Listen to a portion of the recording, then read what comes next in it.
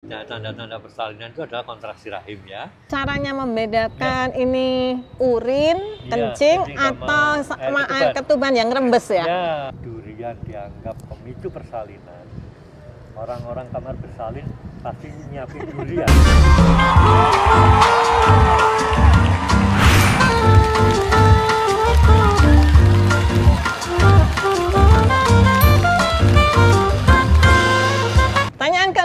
Pertanyaan keenam, silakan. Kapan ya dok, kayak sebaiknya kita itu berangkat ke vaskes gitu waktu mau lahiran? Tanda-tanda persalinan itu kan banyak. Kita nunggu sampai apa sih dok? Sampai kita tuh oke, kita berangkat nih gitu. Ya. Memang yang awal, ya, tanda-tanda persalinan itu adalah kontraksi rahim ya, atau disebutnya HIS istilahnya gitu ya, kontraksi kencang hilang. Nah, kencang hilang itu juga ada polanya. Biasanya polanya pertama lemah kekuatannya, lemah, nanti makin lama ke depannya makin kuat. Terus yang kedua, temponya, jaraknya. Jadi misalnya ini kenceng, habis itu hilang, kenceng lagi, hilang. Nah, dari kenceng ke kenceng biasanya butuh waktu, tergantung. Kalau masih awal-awal ya kadang-kadang 1 jam sekali, kadang-kadang bisa lebih lama. Nah, kamu makin lama nanti makin rapat, jadi tiap setengah jam, lama-lama tiap 1/4 jam, lama-lama tiap 10 menit, nah, lama-lama tiap 10 menit 2 kali misalnya, begitu 5 menit dan seterusnya. Ini nah, kalau dalam pola yang itu biasanya kalau sudah mulai kencengnya kuat dan mulai rapat keseringannya, biasanya ibunya sudah mengeluh nyeri, sakit. Nah, sudah nggak tahan lagi, ya sudah, monggo. Kalau sudah mulai ada tanda-tanda nggak tahan lagi, boleh memastikan ke tempat mana mau bersalin. Dipastikan dulu sudah seberapa jauh ya, karena takutnya itu kan subjektif ya. Ada orang yang baru senggol sedikit sudah sehingga kadang-kadang gitu. Nah, itu monggo dipastikan saja. Kalau siapa tahu mungkin memang sudah betul, sudah dekat. Siapa tahu mungkin karena ibunya sensitif, bisa jadi sebenarnya belum, tapi karena ibunya sensitif jadi kesannya menjadi sudah nggak tahan ya, nggak apa-apa. Atau ada tanda-tanda lain yang lebih nyata, misalnya biasanya setelah kontraksinya cukup intens, cukup baik, biasanya sudah mulai ada tanda-tanda pembukaan dari jalan lahir tadi. Nah, kalau sudah ada tanda-tanda pembukaan, biasanya muncul ada tanda lendir campur darah. Ya, ada pecah darah, tapi bukan darah seger ya, tapi campur lendir gitu, warnanya merah-merah kemerahan gitu. Nah, kalau sudah ada tanda seperti itu disertai dengan itu tadi muncul kan karena adanya kontraksi. Nah, kontraksinya sudah cukup baik, kemudian ada tanda seperti itu, layak untuk memastikan ke fasilitas kesehatan yang ada gitu ya. Dok, pengalamannya ini dok, sebentar ya dok ya. Mumpung ingat, pengalamannya dia sudah pembukaan ya 6-7 ya, itu baru keluar darah lendir dok. Ya, bisa saja. Bisa gitu ya dok bisa, ya. Sebenarnya sudah keluar, tetapi belum keluar banget. Maksudnya gini, itu kan di serviks itu tempatnya di ujung vagina, di dalam. Mungkin dia sudah dalam, tapi belum sampai mencutut keluar, tapi masih di dalam situ, di dalam tabungnya itu. Bisa jadi begitu. Bisa jadi gitu ya dok ya. Baru nyata-nyata keluar dari waktu vagina. Pembukaannya banyak. Iya. Sudah keluar tapi dalam perjalanan dia masih di tengah sini. Gitu ya. Oke. Terus lanjut dok yang tadi dok. Nah, atau bisa jadi ada hal-hal lain. Apa hal lain itu? Biasanya mungkin belum muncul kontraksi, mungkin ya, belum ada tanda darah lendir. Tetapi kalau muncul air, cairan yang bukan pipis, ya, bukan kencing, jadi kita nyata merasakan keluar lewat jalan lahir, kita sangat khawatir itu adalah air ketuban. Nah, kalau terjadi pecahnya selaput ketuban atau ketubannya pecah, maka sebaiknya juga ke tempat pemeriksaan di mana mau bersalin untuk memastikan apa benar ini air ketuban yang keluar atau mungkin ada lendir yang berlebih saja. Nah, itu karena tata laksananya berbeda. Nah dok, caranya membedakan ini urin, kencing, atau sama air ketuban yang rembes ya? Bukan yang biol. Itu gimana, Dok? Nah, gampang. Kalau merasa rembes misalnya seperti pipis ya rasanya, karena memang air ketubannya encer sekali seperti pipis, coba Anda sengaja ngempet pipis. Pipisnya di stop, gitu stop. ya. Coba dengan gerakan nyetop pipis. Kalau sudah dilakukan gerakan nyetop pipis, set, kok masih merembes, lah ya itu ketuban. Jadi ketuban itu terasa tidak bisa di stop. Tidak bisa diempet dengan model empet pipis ya. Karena kalau ngempet pipis hanya pipis yang bisa tertahan air kencing, tetapi air ketuban tidak bisa tertahan dengan gerakan seperti itu. Jadi sederhana, coba disuruh ngempet, kok dia merembes, Dok? Ya sudah, berarti air ketuban. Jadi yang kemarin itu pipis. Iya. Karena bisa diempet. Karena kan kalau trimester akhir ya, Dok ya, pipisnya jadi sering. Jadi kadang kita pipiskan gitu. Nah, ya kenapa kok bisa pipisnya jadi sering? Itu juga ada, kalau hamilnya sudah makin besar, posisi kandung kemih ya, itu kepenyet dengan besarnya rahim itu. Karena posisi normalnya itu berada di depannya si rahim. Jadi kalau rahimnya besar, dia kepenyet.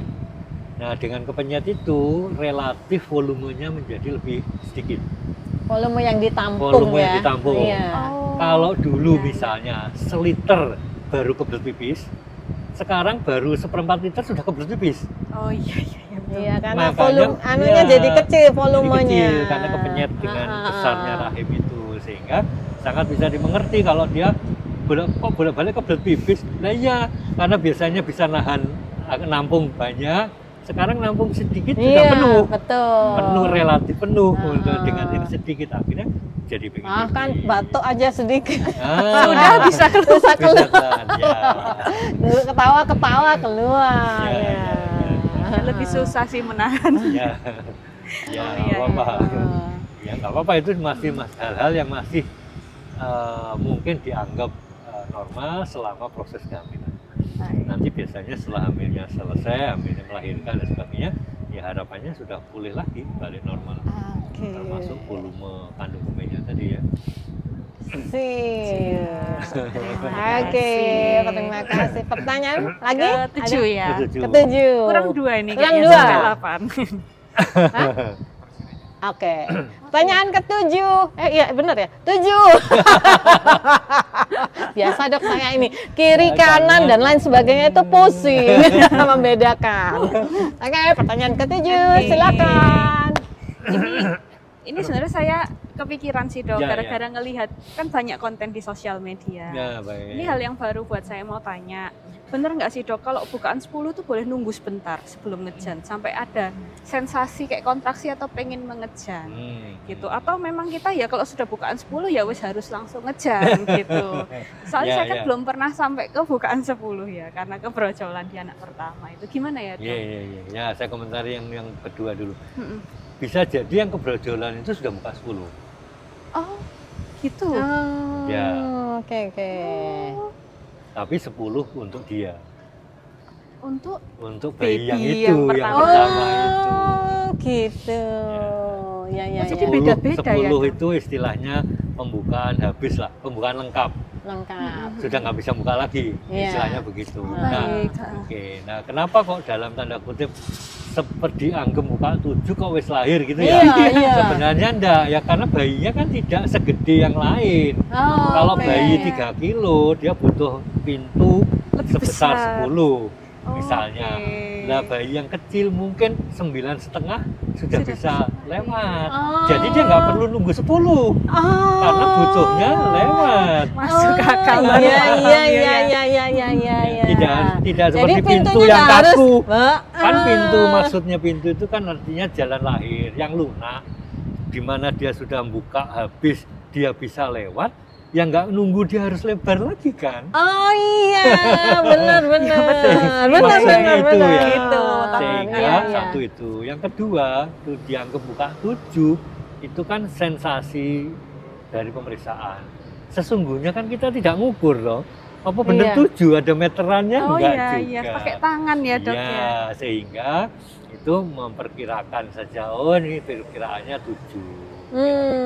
Sehingga mungkin itu juga sebenarnya sudah 10 buat janin itu. Karena kan tadi tidak terlalu besar juga. Dia cukup di situ gitu. Cukup ya lewat dia, nggak usah nunggu lebih lewat. Itu ya, pengertian pembuka 10 itu sebenarnya. Oke, nah terus balik tadi, apakah boleh menunggu? Sebenarnya kalau bolehnya sih boleh-boleh saja ya, karena buka 10 itu hanya ingin menunjukkan bahwa jalan lahirnya itu buka sudah habis. Yang diharapkan bayi sudah bisa lewat. Artinya 10, walaupun tidak diukur persis 10 cm istilahnya kita. Nah, kan pemeriksaannya dengan subjektif ya, dengan pemeriksa saja ya. Oke. Nah, apakah boleh nunggu? Nah, biasanya setelah buka 10 tadi, itu posisi, itu tergantung posisi. Posisi yang buka itu kan sebenarnya di serviks, di ujung vagina dalam. Lah untuk dia bisa lahir itu kan sebenarnya masih butuh lewat panjangnya vagina itu kan. Buka dulu panjangnya vagina, baru keluar yang di luarnya. Nah, dalam perjalanan lewat vagina itu masih dimungkinkan ada waktu. Jadi bisa jadi kalau dari pemeriksaannya sudah buka 10 tapi kepalanya masih relatif di atas, ya akan lebih baik juga diberi kesempatan. Kalau misalnya ibunya pengen ngeden, mungkin boleh ngeden, tapi ya tidak ke susu kita pimpin.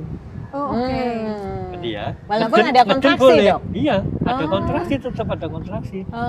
Sampai dia lahir dia, kontraksi terus ya, muncul kontraksinya. Nah, tetapi kita boleh memberi kesempatan ibunya ngeden tanpa kita mimpin. Boleh, supaya apa? Memberi kesempatan dia lebih turun, melewati panjang vagina tadi. Biasanya begitu. Jadi ya istilahnya nggak perlu ke susu kalau posisinya seperti itu.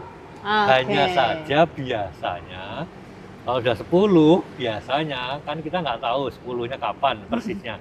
Kadang-kadang dia sudah mencuri start bayinya. Jadi sudah buka 10, dia sudah turun separuh. Separuh di tengah-tengah begini. Nah, kalau sudah separuh gini, biasanya kita siapkan untuk kita pimpin persalinan kadang-kadang. Karena biasanya dia begitu yang rambutnya udah keluar itu dong. Dengan rambutnya udah kelihatan. Itu udah lebih dari separuh, 3/4 mungkin. Oke. Jadi kalau udah pada posisi seperti itu, ya udah biasanya kita pimpin dengan ibunya ngejan. Ada his, ada kontraksi, dibantu ibunya dorong dengan mengejan, mungkin dia sudah lahir. Nah, gitu dok, mumpung kita bicara tentang bayi yang udah turun dan mengejan untuk keluar. Sebetulnya wajar kan dok, kalau bayi itu pada saat bayinya lahir, pupnya juga keluar dok. Pupnya ibunya? Iya. Loh iya, enggak apa-apa. Soalnya banyak ibu itu malu dok. Ada malu itu urusan lain. Tapi tidak apa-apa. Tapi memang wajar ya. Makanya beberapa metode persalinan yang lalu itu seringnya biasanya ibu sebelum memasuki kamar bersalin. Itu zaman saya itu dok, di lafaz itu toh. Kadang-kadang disuruh BAB dulu, atau disuruh pipis dulu, baru naik keranjang masuk ke kamar bersalin. Saya dulu di lafaz dok. Lafaz itu apa sih? Yang dikasih cairan, dicuci perut. Kok aku nggak pakai ya? Pakai itu loh, dikasih cairan, dimasukin cairan, kayak enema bag. Kayak gitu. Itu dalam rangka membersihkan feses yang ada di saluran berak bagian bawah. Supaya nanti kalau dalam proses persalinan tidak menghalangi. Dan itu juga memperlancar ya dok? Iya, bisa memperlancar karena kan kalau misalnya fesesnya penuh, lah jalan lahir ini kan tetangga depannya kandung kemih, tetangga belakangnya saluran berak itu. Nah kalau di situ ada barangnya semua, kandung kemihnya penuh, tempat beraknya penuh lah, dia mau lewat di tengah-tengahnya kan sanggut, istilahnya begitu. Sehingga dikosongi lah. Kalau belum sempat dikosongi, kadang-kadang kebencet dengan lahirnya ini ikut keluar. Jadi nggak apa-apa ya dok Sebenarnya nggak apa-apa. Jadi nggak apa-apa Bumil kalau pada saat mengejan kemudian teman yang di belakang ya dok ya tadi itu tetangga belakangnya ikut keluar itu nggak apa-apa, aman. Ya hanya dipastikan supaya tidak mengotori si janinnya atau bayinya kan, itu aja. Soalnya kan sangat berdekatan ya, karena kalau ini tidak dibersihkan, nah ini bayinya lewat sini lah kan kena. Itu aja. Dan itu hal yang biasa ya dokter? Iya, biasa. Oke. Ya, kadang-kadang ya bukan hanya terberak, ya terkentut dan terberak gitu semua juga. Ya dok ya, sudah biasa ya dok? Ya, memang gitu ya. Dan itu normal. Oke, puas pertanyaannya cukup melegakan sekali. Ya, pertanyaan terakhir nih. Terakhir nih dok. Pertanyaan terakhir. Terkait mitos atau kata-katanya ya, gitu dok. Katanya, baik. Bener nggak sih dok durian itu memicu kontraksi? Bikin tahu. Yang tunggu duriannya diapakan dulu ini? Kalau duriannya dikasihkan tetangga, enggak rasanya. Kalau dimakan sebenarnya enggak juga ya. Itu lebih ke mitos saja. Oh, mitos saja ya. Kalau misalnya durian dianggap pemicu persalinan, orang-orang kamar bersalin pasti nyiapin durian. Iya benar juga ya betul. Kasih durian lahir ya. Besok kasih durian lahir. Cepet ya. Kasih durian lahir. Kalau memang durian dianggap pemicu persalinan. Iya. Setuju. Jadi tidak sepenuhnya. Kalaupun toh terjadi, ya suatu kondisi yang mungkin bersamaan. Kebetulan gitu ya dok. Bareng pas makan durian, pas mules. Atau bisa gini dok, kan kontraksi itu timbul karena adanya hormon oksitosin ya dok. Nah hormon oksitosin itu kan bisa nggak ini dihubungkan ya? Maksud saya gitu. Hormon oksitosin itu kan bisa keluar kalau ibu hamilnya happy, senang. Nah kalau sambil makan, ternyata dia kan selama kehamilan nggak boleh nih makan durian karena panas gitu ya. Terus dia makan durian terus dia happy gitu. Bisa nggak itu dikait-kaitkan di situ dok? Sebenarnya kalau yang sangat berkait itu happy-nya. Happy-nya ya dok. Betul. Bukan duriannya. Kalau durian pun diganti. Nggak apa-apa. Harus ganti lembaran warna merah. Happy. Iya. Happy-nya ya dok. Sebenarnya. Nah kalau orangnya kebetulan nggak suka durian, dikasih durian, ya malah nggak happy. Iya betul. Jadi bukan duriannya, tetapi happy-nya itu. Happy-nya ya. Happy-nya yang merangsang oksitosin itu. Oksitosin ya. Nah, mau durian atau lembar merah? Nggak usah ditanya. Sudah pasti. Sang proklamator. Iya, benar. Betul. Sudah? Oke, sudah puas nih.